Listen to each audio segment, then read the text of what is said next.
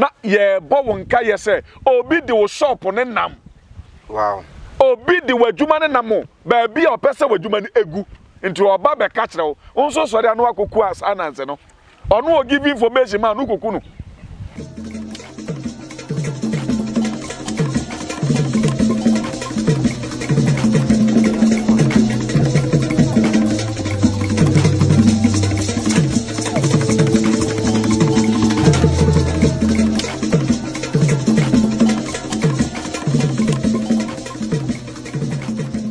Yo busian for mama kwaba media ne ba ko fuma tana se de no se nenu so sunsun nsem nenu de obeti wo sum no ohu bedwiru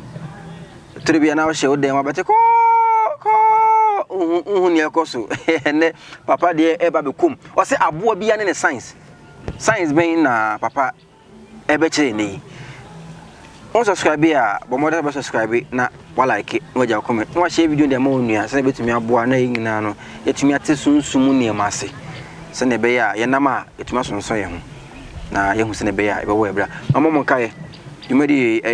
phytoscience herbal center ana amoso yase ma ye de ebra mu mama mo kai say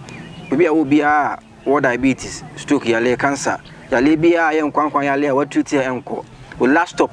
na phytoscience herbal center in fact omundo no nya bofudu nemum ye natural stem cell product ye nkwamo ne wo ni padua ni mu na rejuvenate no na esande aba back na yale bia etetew virus bia no ebe detoxing nyina na wa free na free won sa hoden aba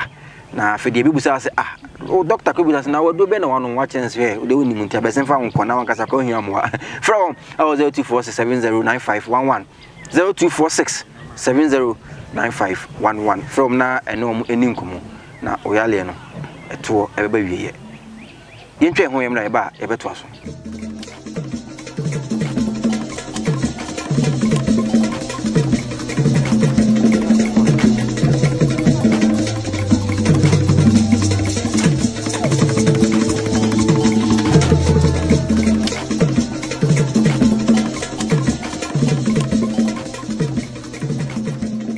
medamu ina mase ene papa asa tanase biem na papa se ode ebeko aboa bia ne science kame ho ne ma papa akwaba papa e ma akwaba Yeah, me dey but we aboko adom e do boade ase yes sir we share se ne mani age me da ase ene topic ade mani age o se emwa so wo science yeah aya na science no eye te se bia ajamoa esu no miau papa na kana se e different one bi na aka ho asem eno wo ho eno wo ho na che se enye no ebeko no enye no so na ebeko ye duru so abeti ase wow kama so woni de kama obi a woni de ana na papa we de mesro ahefo are ready me da ase me chat ni pa bena ahefo nyina se de bia ya na host ni ta kan se o share page na che se wo pese won support titinipa ministry no ana se ni dwumadi a ode ba asase so ba bedie no na wo support wo dia betumi a support just subscribe it and then comment it comment my what you say yeah we are seeing nyina no the whole entire universe no is giving a sound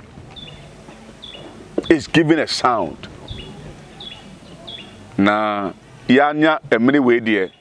yanka hu se nioma ye titi o ha nyina na ye part 1 nioma egu YouTube wa nyina na part 1 part 2 ni nam kwan so ani nyina no enema wa kire bebre nyina no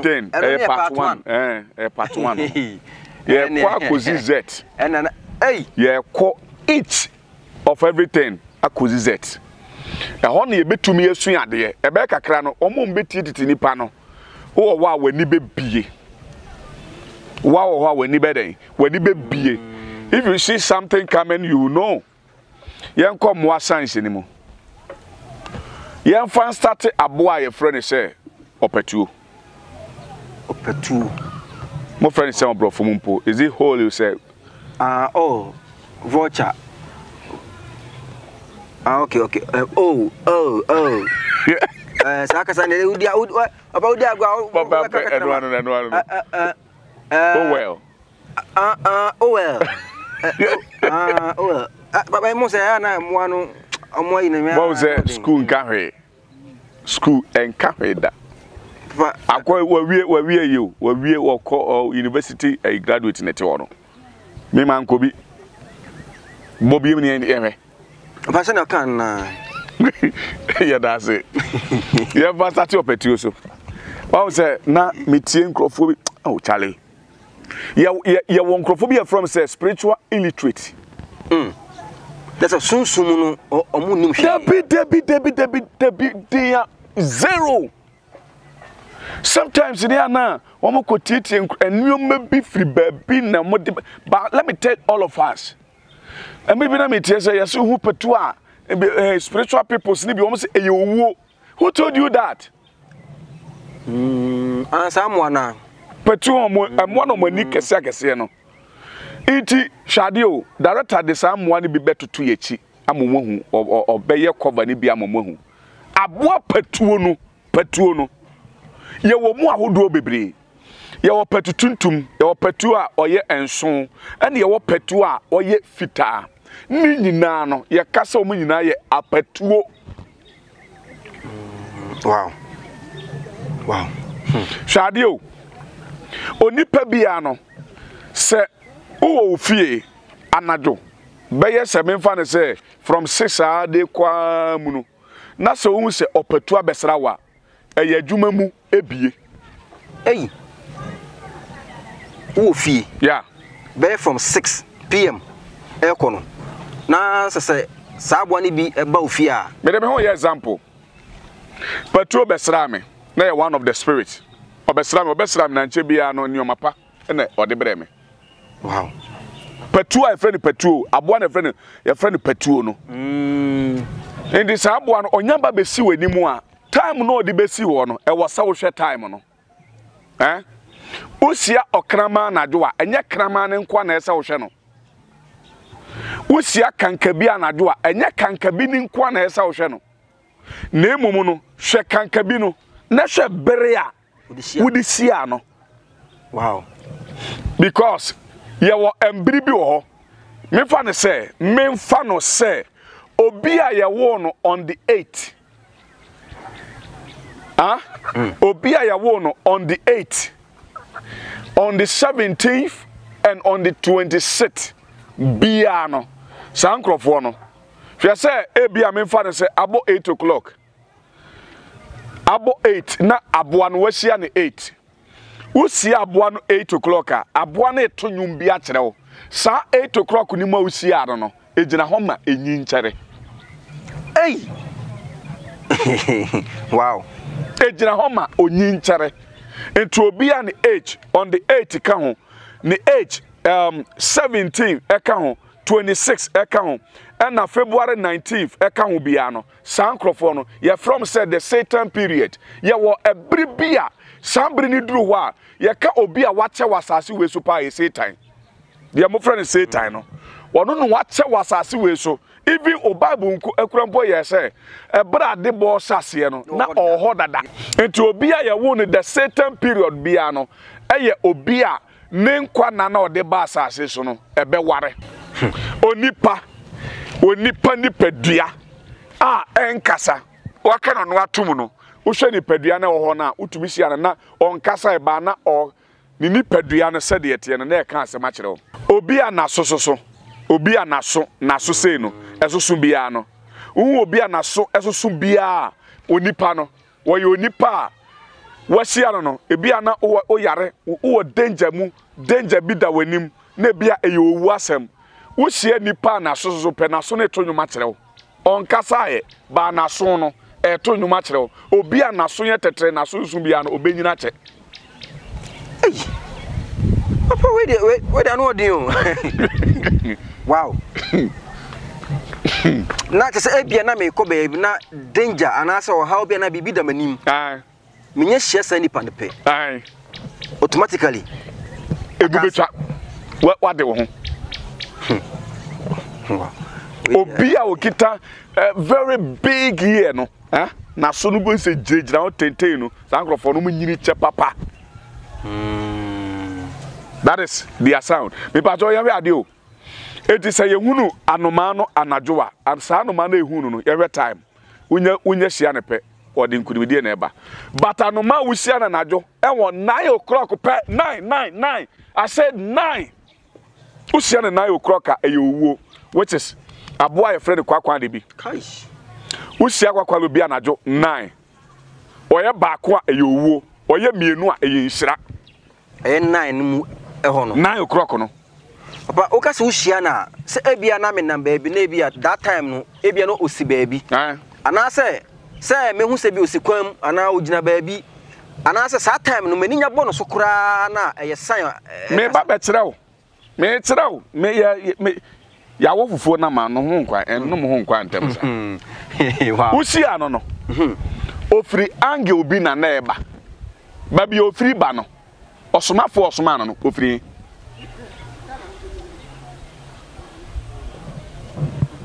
Babia ofri ba na bia onam na se wo kona hu se watu abo na tu free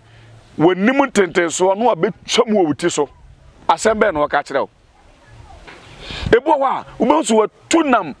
eastern side higher hiver northern side bebo yeah northern side yeah itubo se watu afri north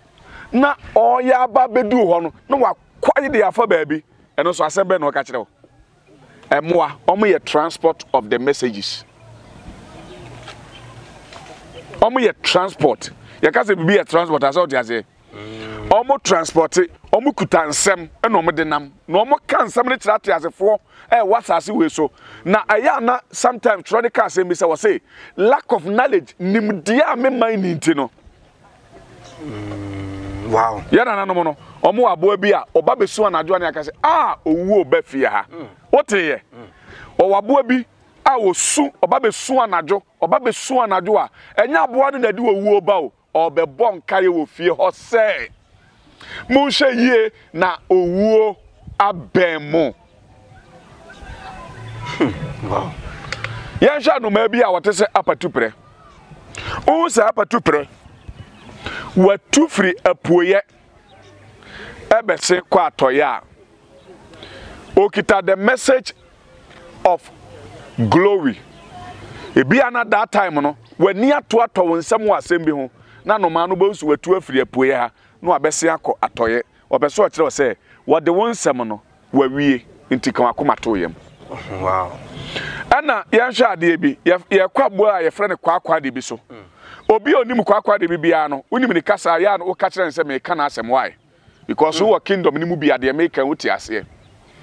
omo kasa yete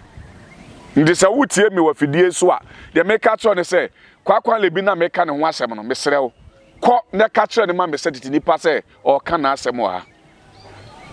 obi nti ase asem ya hwa de so emi fa ne se me ana obi de ne yarefo abeto me ha me ye me nyankoma de ma ne wie ya pe na mahu se me ye me nyankoma de o me se me ya de we ye onyankoma de wie ye no ana se wo a we ye o kristoni no wo bo wo mpa ye wie ye me de meka ne se mpa bo no me mpa bo no eye nyankoma de a me ye eye nkonya me yie ndi se me yi me nkonya wie na me begira bonte hwe wiem na me se anoma na efre ne kwakwa de bi no watu efri atoye ha no abese akwapuoye pe opese me nka nkire wo mo a omo do mo yarefo na beto woni se omo cha yituma se nipa ne bewu a omo mfa yituma ne nkoma tailor ne back se mo mpam na nipa no onyangu tie ni ye. Wow. Emo no kasa na omo nkasa. Wow. It is a me yarefo me di yarefo akoto baabi na me wura ho na ye bɔ mpa ye ma no ana se ye nyankoma de ma na na epia bonte de hu se kwakwale bi ofiri atoye ha na obese akwapoye onam wie mu bese kwapoye pe or the message na ma me say definitely the person will not die, the person will live. Prayer no was answered. Papa when papa when ayade a spiritualist no enim ana say when ye just say me who say men can cry because eh strange tete no ye nananom no munim na say wo da wo nana no ma men ka asem nkire wo nana ono no onim watch mu kwasi bro ni de watch ba Ghana no na wo nana bi no na wonim watch mu no anya de no onimu watch him no no was original with the nature na adwuma onya sorry gina open na ni sunsu ma wia na be kasa chense wo aboy 11 o'clock oba go we na aboy 11 pepepe akoko tumi bon akoko no be bon de was adumienu abo yeah enti na ye nananum no me the nature na ye adwuma ti they know everything and no nipa the artificial ye adwuma sin nature akoko mpo akoko kra the nature na ye adwuma akoko bodo dumienu a no wa bon no a kire so twedi ampo ne se menka jab say two na abo no ka kire ti wa so no e wo ne bon na wa bon ni mu no utumi say time we e no okreke no akoko moye bi a obon no e kire ne a ba bia yadu ene ne ya sese den e ba e wo sanye zo ana kwa le bi kro na no wonya wu se ukọhwe yarefo no na wa mompa ya na so wa nyankomade bia na se hu se watu afirapoye abesia kwatoye pe nipa ne ho odin kura ka kire no se omonye we obewu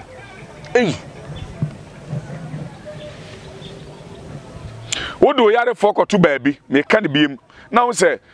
aboa no watu firi atoye ha besia kwapoye pe na se onyame amane nsa so ne ho beto no ba se wu se watu firi atoye atifi ha no wakotope ka wunu se owia no wowu okoto ba bibiara efiri sign ba bia aboa no efiri ba ene wa asem a oka kire so ofiri ya na rise abese akọ ha na kire se enkurimidi eba but ofiri abese kọ ha pe ofiri abese kọ ha pe eyowuo nesa no ya the power of kwakwalu oya ne hwe enye ye monka kire ne nkrofo se breadu no enye ye fanese enuntina utumi de yalefo ko baabi no akache se enye yi onipa wonim the science of the universe no we call something the science of the universe so onipa nimu a ya de ne koto okrompa baabi amframa ebofri na bese kwapoye mpo no e wo se wo de predict what is coming the next wow na de se nya no man kura nya no man ko am anoma bia ni wa wo ye owu anoma anoma bia ni ho ti se anoma bi be so ase we ye owu anoma anoma bia ni ho na emum wono no oye dawuruboni mo kan se dawuruboni me boa obi obo dawuro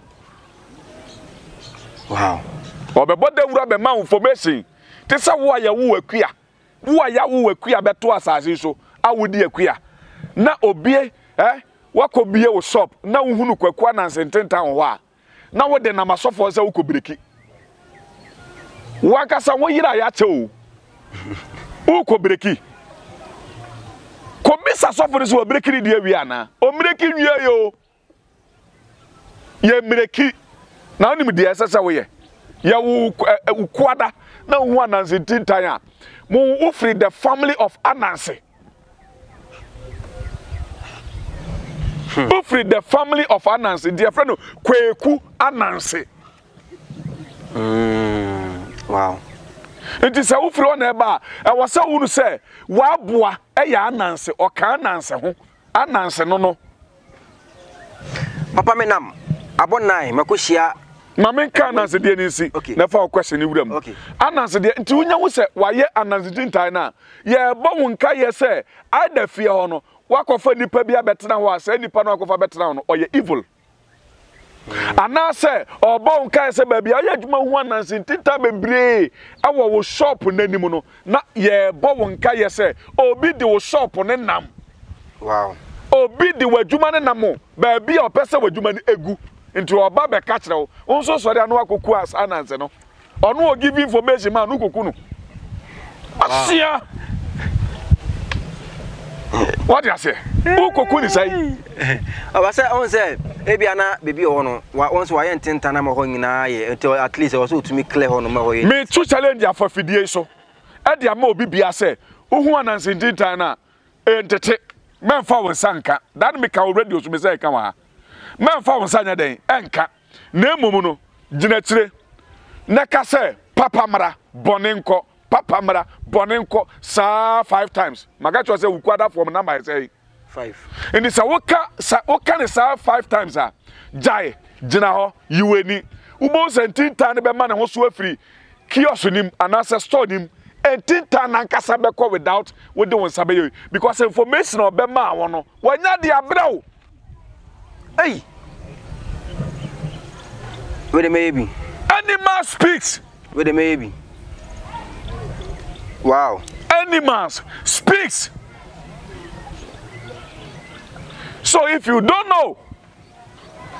you don't know. But if you know, you know. People are worrying themselves, especially Ghanaians. They don't know anything. Oma bon, ominimoshe, o kanso a no obi tie kire jeti nyegeke. O wa bosu mu no, me kemu asama kire wo ne. Wow. Especially obi wo ha obo se ni sika are, ni sika se.